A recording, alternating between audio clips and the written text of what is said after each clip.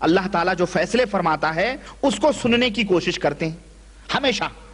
تو شہاب ثاقب ان کے اوپر ٹوٹتا ہے، شہاب ایک آگ کی طرح گولا جو انہیں مارتا ہے. کبھی کبھی وہ لوگ سن لیتے ہیں کوئی بات تو وہ اس کے نیچے والے کو، وہ اس کے نیچے والے کو، اس کے نیچے والے کو، اور جو سب سے اخیر نیچے والا ہوتا ہے وہ دوڑ کے کسی کاہن کو، جادوگر کو، ساحر کو، مجاور کو اور مرشد کو، سجادہ نشین کو بتا دیتا ہے. تو وہ اس میں 100 جھوٹی باتیں ملاتا ہے اور لوگوں کو بتاتا جی اس دن بارش ہوگی، یہ ہوگا، تو پچھم جائے گا، تو سعودیہ جائے گا، تیرا بیٹا مرے گا، تیرے پاس 4 اولاد ہوگی، تیری بیٹی کھڑا. 100 باتیں جھوٹ ملا کے ایک بات صحیح ہو جاتی تو کہتے ہیں جی بہت بڑا پائے کا ولی ہے، بہت بڑا پائے کا بزرگ ہے. وہ کیونکہ وہ پجاری ہوتے ہیں شیطانوں کے. تو غرض اس طرح کی ایک حدیث ہے. تو یہ لوگ ایسا کرتے ہیں. تو اس وقت جو ہے نبی کریم صلی اللہ علیہ وسلم جب نکلے تو وہ بیچ میں پردہ سا ہو گیا، وہ سن نہ سکے اس کو. تو وہ لوٹ کے آئے اپنی قوم شیطانوں کے پاس، کہنے لگے آج پتہ نہیں کیا بات ہے کہ آج کوئی آواز ہی ہمیں سنائی نہیں دے رہی ہے، معاملہ کیا ہے؟ تو شیطانوں نے کہا بھائی ذرا مشرق و مغرب میں دوڑو اور دیکھو کیا بات ہے. چنانچہ دوڑ کر کچھ شیطانوں نے دیکھا کہ آپ صلی اللہ علیہ وسلم جو ہے تہامہ، مقام تہامہ کی طرف آپ نکلے ہیں اور وہاں پر اپنے صحابہ کے ساتھ کھڑے ہو کر کے نماز فجر ادا کر رہے ہیں. اپنے کچھ صحابہ کے ساتھ مقام نماز فجر ادا کر رہے ہیں، صلاۃ فجر ادا فرما رہے ہیں. تو شیطانوں نے کہا ہو یہی وجہ ہے جو ہمارے اور آسمانوں کی خبروں کے بیچ میں ایک رکاوٹ پیدا ہو چکی ہے کہ وہ کھلے آسمان نماز پڑھ رہے ہیں. تو ان لوگوں نے جو جن تھے جو گئے تھے دیکھنے کے لیے کہ کیا وجہ ہے کہ یہ خبریں نہیں آ رہی ہیں، تو ان لوگوں نے نبی کریم صلی اللہ علیہ وسلم کو نماز پڑھتے ہوئے دیکھا تو انہوں نے قرآن کو سنا. تو کہنے لگے ھذا واللہ الذی حال بینکم وبین خبر السماء، یہی ذات ہے جو تمہارے اور میرے درمیان اور خبروں کے درمیان ایک رکاوٹ بن چکی ہے. تو ان لوگوں نے قرآن سنا، سب کچھ سنا، لوٹ کے گئے تو کہنے لگے یا قومنا انا سمعنا قرآنا عجبا یہدی الی الرشد فآمنا بہ. انہوں نے کہا اللہ اے میری قوم کے لوگوں، جناتوں سے کہا اے میری قوم کے لوگوں، ہم نے قرآن سنا اور عجیب و غریب کلام سنا اور اس طرح سے سنا کہ ہمارے دل میں وہ کلام بیٹھ گیا اور ہم ایمان لے آئے. وَلَن نُشْرِكْ بِرَبِّنَا أَحَدًا، اب ہم اپنے رب کے ساتھ کسی کو شریک نہیں کریں گے. فَأَنزَلَ اللَّهُ عَلَى نَبِيِّهِ، تو اللہ تبارک و تعالیٰ نے اپنے نبی کے اوپر وحی اتاری اور کہا قُلْ أُوحِيَ إِلَيَّ أَنَّهُ اسْتَمَعَ نَفَرٌ مِّنَ الْجِنِّ إِنَّمَا أُوحِيَ إِلَيْهِ قَوْلُ الْجِنِّ. یعنی شرح یہ کہتے ہیں کہ اللہ تبارک و تعالیٰ نے فرمایا اے نبی آپ کہہ دیجئے کہ جناتوں کی ایک جماعت نے اس گفتگو کو سن لیا ہے، یہ میرے پاس اللہ نے مجھے اطلاع دی ہے، یہ وہی اللہ کی طرف سے آئی ہے. تو اس طرح سے جناتوں کی ایک جماعت ایمان لے آئی اللہ کے نبی صلی اللہ علیہ وسلم کے قرآن کو سن کر کے. اور اس سلسلے میں بہت ساری دلیلیں ہیں. غرض کہنے کا مطلب ہے جناتوں کا وجود ہے، اس سے انکار نہیں کیا جا سکتا ہے. کچھ لوگ یہ کہہ سکتے ہیں جناب ہم دیکھتے کہاں ہیں، ہم اگر دیکھیں تب تو ہم مانیں گے کہ اس کے اندر جو ہے جنات ہیں. تو میرے عزیز میرے دوست، نہ دیکھنا یہ کسی چیز کے نہ ہونے کی دلیل نہیں ہے. آپ کے ہاتھوں میں جو گھڑی ہے میڈ ان جاپان لکھا ہوا ہے، آپ سے میں پوچھوں کہ جناب یہ لکھا ہوا جاپان میں بنی ہوئی، آپ نے دیکھا جاپان میں بنتے ہوئے اس گھڑی کو؟ لیکن لکھا ہوا ہے میڈ ان جاپان. آپ مانتے ہو کہ جناب یہ جاپان کی گھڑی؟ آپ نے بنانے والے کو دیکھا؟ یہ بجلی ہے، یہ جو جل رہی ہے، یہ وائر جو آپ کے سامنے ہیں، وائر ہیں. اگر ہم کہاں دیکھ رہے ہیں کہ اس کے اندر بجلی ہے؟ دیکھ رہے ہیں، لیکن ہم یقین کرتے ہیں کہ جناب بجلی ہے. کیوں؟ یہ بلب جل رہے ہیں، یہ لاؤڈ اسپیکر چل رہا ہے، یہ سب کچھ شغال ہے، سب کچھ چل رہا ہے، اس لیے ہم یقین رکھتے ہیں. ہم نے دیکھا نہیں ہے کہ اس وائر کے اندر کچھ ہے، لیکن ہم یقین رکھتے ہیں کہ اس کے اندر بجلی ہے. بجلی ہم نے نہیں دیکھا ہے. کیسے یقین رکھتے ہیں؟ کیوں؟ اس کا نتیجہ یہ ہے کہ جو ہم سن رہے ہیں یا جو ہم اجالے دیکھ رہے ہیں یہ اس کی نشانیاں ہیں، یہ اس کے علامات ہیں. اسی طرح سے جنوں کو ہم نے تو نہیں دیکھا ہے، لیکن ہم یقین رکھتے ہیں اللہ اور اس کے رسول کے فرمان کے مطابق کہ جنوں کا وجود ہے.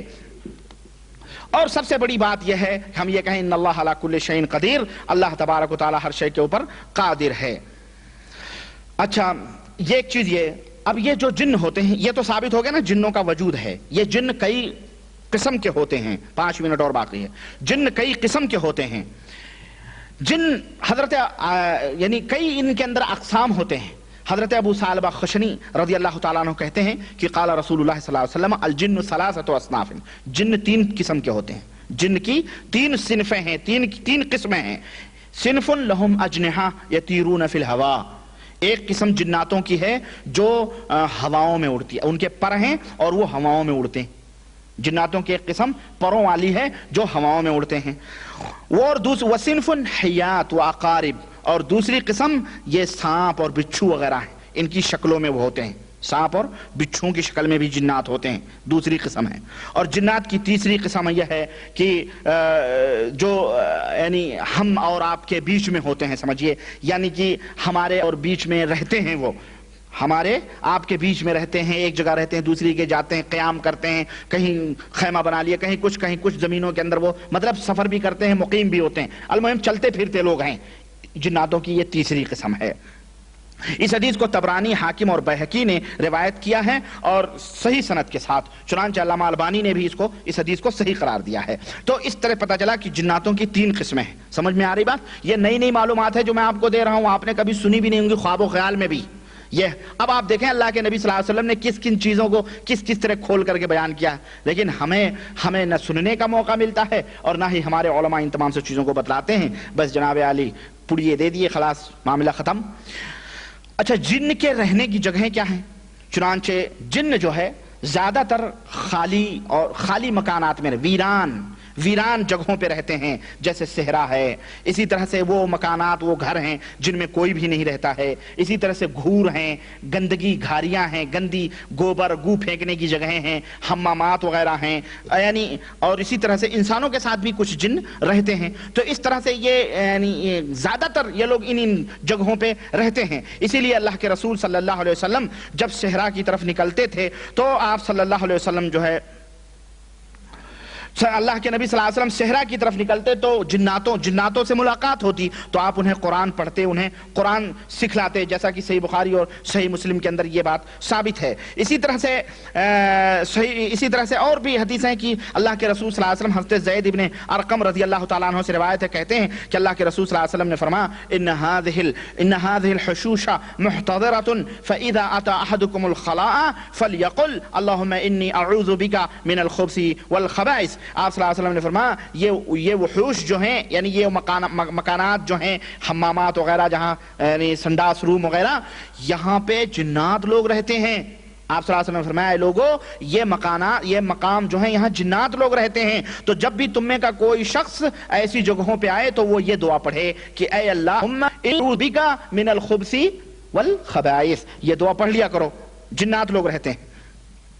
چنانچہ ایسے بھی جنات خود بتاتے بھی ہیں، اس میں جناتوں میں بھی میں بتاؤں گا مسلمان ہوتے ہیں، غیر مسلم ہوتے ہیں. تو جو کافر لوگ ہوتے ہیں وہ ان میں ہوتے ہیں، لیکن مسلمان لوگ جو ہوتے ہیں وہ حمامات میں نہیں رہتے ہیں. آپ یہ نہ سمجھیں کہ وہ بھی حمامات میں رہتے ہیں، نہیں. مومن مسلمان جو جنات ہیں وہ سنداس روموں میں نہیں رہتے ہیں، کافر لوگ رہتے ہیں.